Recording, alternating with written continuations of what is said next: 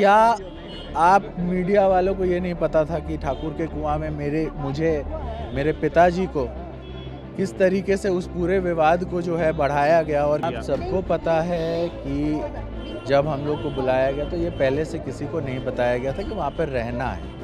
अब कोई कहीं रह रहा है, अगर कुछ है, एंटरटेनमेंट है, तो उसका लाभ तो उठाना लाजमी है। देखिए, हमको बस इतना कहना है, ठाकुर के बहुत है, सबको पिलाना। ये गुस्सा उसी दिन से था।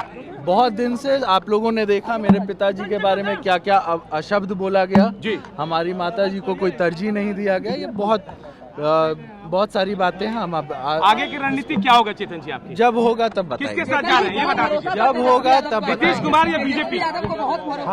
हमें लीडरशिप से कोई वो नहीं है, लेकिन उधर बहुत सारे ऐसे लोग थे जिन्होंने पर्सनली मेरे पिताजी और मेरा विरोध किया। आरजेडी का विधायक चेतन आनंद हमारे साथ हैं, लेकिन अब जेडीयू खेमे में है या फिर एनडीए खेमे में है। चेतन, ऐसी क्या मजबूरी थी? हमने देखा, लेट मी कंप्लीट।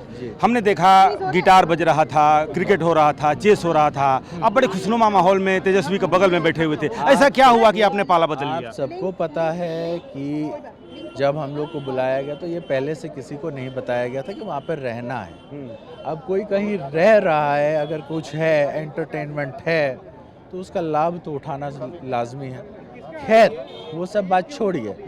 क्या आप मीडिया वालों को ये नहीं पता था कि ठाकुर के कुआं में मेरे पिताजी को किस तरीके से उस पूरे विवाद को जो है बढ़ाया गया और किस तरीके से हम लोगों की बेइज्जती की गई?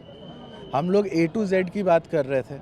हम एक बड़े कुनबे को उनके साथ जोड़ने की बात कर रहे थे, और अचानक से किसी के द्वारा हम लोगों को गाली पढ़वाई जाती है ना। वो सारी बात जो है आपके सामने है।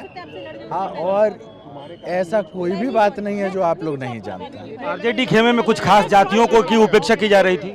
बिल्कुल, आप कह रहे हैं तो आप जान रहे होंगे, है ना। और हाल फिलहाल में आप देखे होंगे कहीं कहीं ये एडमिट भी किया गया है लीडरशिप द्वारा कि हमने भूमियारों को नहीं दिया, हमने राजपूतों का मान सम्मान नहीं किया। वो सब तो बात है। अच्छा, कुछ डील हुई है पिताजी को लेकर, माता जी को लेकर? कोई ऐसी बात नहीं है। जो जैसे कुछ भी बोले उसका हम एंटरटेनमेंट थोड़ी ना लेंगे, उसको एंटरटेन नहीं करते।